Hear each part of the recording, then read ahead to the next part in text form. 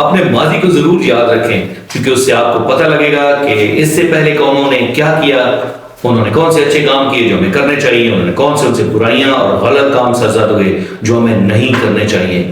لیکن ماضی میں زندہ مت رہیے گا، زندہ ہمیشہ حال میں رہیں تاکہ آپ کا مستقبل اچھا ہو۔ بسم اللہ الرحمن الرحیم۔ السلام علیکم، میری طرف سے تمام سننے والوں کو، دیکھنے والوں کو سلام۔ آپ کو یاد ہوگا کہ پہلا لیکچر ہم نے تہذیبوں کے بارے میں شروع کیا تھا، جس کے اندر یہ انٹروڈکشن دی تھی کہ تہذیبیں ہوتی کیا ہیں، تہذیبیں کیسے بنتی ہیں، تہذیبیں اپنے روح تک کیسے پہنچتی ہیں، اور پھر تہذیبیں ختم کیسے ہو جاتی ہیں، مر کیسے جاتی ہیں۔ میسوپوٹیمیا کا ایک شہر بابل، جس کو بابل کے طور پر ہم جانتے ہیں، اس کا تذکرہ کریں گے، اور میری کوشش ہوگی کہ 2 سے 3 سیشنز کے اندر اس کو میں کمپلیٹ کر دوں، آپ کو اس کے بارے میں کچھ بتا دوں۔ تو سامعین محترم، شہر بابل کا جب ذکر آتا ہے تو انسان کے تخیل میں ایک مسٹری سی آتی ہے، ایک ایسے خیالات آتے ہیں کہ کوئی ایسا شہر ہوگا کہ جو اپنے اندر بہت ساری خوبصورتیوں کو سموئے ہوگا، جس کے اندر بڑے بڑے بلڈنگز، بڑے بڑے راستے، بڑے بڑے حکمران اور خوبصورت تہذیب، تمدن اپنے عروج پر ہوگا۔ ناظرین، اللہ کے علاوہ ہر شے کو زوال ہے، اور وہی ذات ہے کہ جس کو بقا ہے۔ جب کچھ نہیں تھا تو میرا رب تھا، جب سب کچھ ہے تو میرا رب ہے، اور جب کچھ نہیں ہوگا تو میرا رب ہوگا۔ کن کی طاقت اللہ رب العزت ہی کو سوٹ کرتی ہے، لیکن انسان جب اپنی طاقت کے نشے میں چور ہو جاتا ہے تو وہ اپنے آپ کو سمجھتا ہے کہ شاید وہی خدا ہے۔ بابل کے ساتھ لنکڈ ایک بہت ہی ظالم شخص جس کی بات میں آج آپ سے کرنے جا رہا ہوں، اس کا نام نمرود ہے۔ نمرود اپنے دور کا بہت بڑا بادشاہ تھا، بہت طاقتور انسان، اور اس کی طاقت کا جو نشہ اس کے اوپر ایسا چڑھا کہ اس نے اپنی عبادت کروانا شروع کر دی، اس نے اپنے آپ کو خدا منوانا شروع کر دیا۔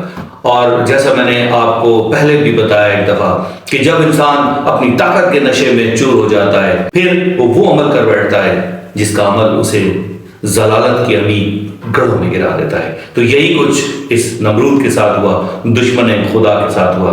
اس نے مظالم کی انتہا کر دی تھی، یہ اپنے آپ کو خدا سمجھتا تھا۔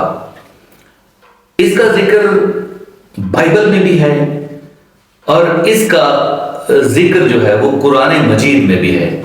جب بھی سامعین محترم کوئی شخص خدائی کا دعویٰ کرتا ہے، ظلم کرتا ہے، تو اللہ رب العزت اپنے نیک بندوں کو بھیجتا ہے۔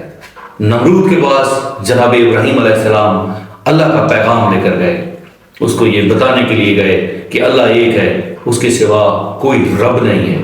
تو اس کا ایک مکالمہ جو ہے میں آپ کے لیے پڑھتا ہوں، قرآن مجید کی سورہ بقرہ کی آیت نمبر 258 کے اندر اللہ رب العزت نے ہمیں بتایا کہ کیا تم نے اس کو نہ دیکھا تھا جس نے ابراہیم سے اس کے رب کے بارے میں اس بنا پر جھگڑا کیا کہ اللہ اسے بادشاہی دی ہے اللہ نے۔ جب ابراہیم نے فرمایا میرا رب وہ ہے جو زندگی دیتا ہے اور موت دیتا ہے، اس نے کہا میں بھی زندگی دیتا ہوں اور موت دیتا ہوں۔ ابراہیم نے فرمایا تو اللہ سورج کو مشرق سے لاتا ہے، بس تو اسے مغرب سے لے آ۔ تو اس کافر کے ہوش اڑ گئے، اور اللہ ظالموں کو ہدایت نہیں دیتا۔ ظلم جب ایک حد سے آگے بڑھتا ہے تو دل کالا ہونا شروع ہو جاتا ہے، اور ایک وقت ایسا آتا ہے کہ دل کے اوپر تالے لگ جاتے ہیں، اور سرور اور طاقت اور غرور کا جو نشہ ہے اسے سوائے موت کے اور کوئی ختم نہیں کر سکتا۔ تو اس شخص نے، اس کے بارے میں کہا جاتا ہے کہ اس نے ایک بہت بڑا مینار بنوایا۔ بابل کے میناروں کے بارے میں تو آپ اکثر سنا ہوگا۔ تو اس نے ایک بہت بڑا مینار بنوایا، اور اس مینار کا یہ تھا کہ اس نے یہ سوچا کہ اس مینار سے میں اوپر چڑھ کر اللہ سے جنگ کروں گا۔ وہاں پر اس نے تمام لوگوں کو یہ کہا کہ تم ادھر ادھر نہیں رہو، ایک ہی جگہ پہ اکٹھے ہو جاؤ۔ تو بائبل کے اندر یہ آتا ہے کہ جب یہ مینار بنا رہے تھے تو اللہ رب العزت کے حکم سے یہ جتنے بھی وہاں پہ لوگ کام کر رہے تھے ان کی زبانیں ایک دوسرے سے مختلف ہو گئیں، وہ ایک دوسرے کی بات کو سمجھ ہی نہیں پا رہے تھے۔ تو ایک طرح سے ان کے اندر کنفیوژن پیدا ہو گئی اور وہ آگے کام نہ کر پائے۔ یہ تو ایک بائبل کی طرف سے میں نے آپ کو ایک چھوٹا سا جسٹ بتایا کہ اس طرح کا ذکر موجود ہے. ہمارے لیے تو جو اتھینٹک بات ہے وہ صرف قرآن ہے، اور قرآن کے سوا ہم کسی چیز کو بھی معیار کے طور پر پیش نہیں کر سکتے. بہت سارے واقعات ایسے ہیں جو کہ تاریخ میں ملے ہیں، ہمیں اسرائیلیات کی جو قصے ہیں ان سے ملے ہیں، تو وہ چیزیں بھی ساتھ ساتھ ہسٹری کے اندر بیان ہوتی ہی رہتی ہیں. تو ہمارے لیے جو ایک آخری ایک معیار ہے وہ قرآن کریم ہے. تو جیسے میں نے آپ کو بتایا کہ قرآن کریم کے اندر حضرت ابراہیم علیہ السلام کا نمرود کے ساتھ یہ مقابلہ، اور پھر اللہ رب العزت کا عذاب آ گیا. اللہ رب العزت کا عذاب جب آتا ہے تو اسی طرح کے نمرود، ایسے ہی فرعون، ایسے ہی شداد، یہ لوگ اپنے انجام کو پہنچ جاتے ہیں. نمرود کے ساتھ یہ ہوا کہ اس نے بہت بڑی فوج تیار کی. جب اس نے فوج تیار کی تو اللہ رب العزت نے دنیا کو بتانے کے لیے کہ وہی مالک ہے، وہ کن پہ قادر ہے، وہ چاہے تو بہت چھوٹوں سے بڑوں کو مروا دے. جس طرح سے ہاتھی والوں کے ساتھ اللہ رب العزت نے سلوک کیا کہ بڑے بڑے ہاتھیوں کے مقابلے میں چھوٹے چھوٹے پرندے بھیجے، اور ان کے پنجوں میں چھوٹی چھوٹی کنکریاں تھیں.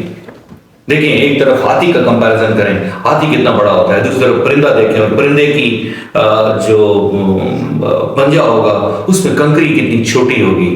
لیکن وہ کنکریاں جب ہاتھی والوں پر پڑی، ہاتھیوں پر پڑی، تو وہ کھائے ہوئے بھوسے کی طرح ہو گئے.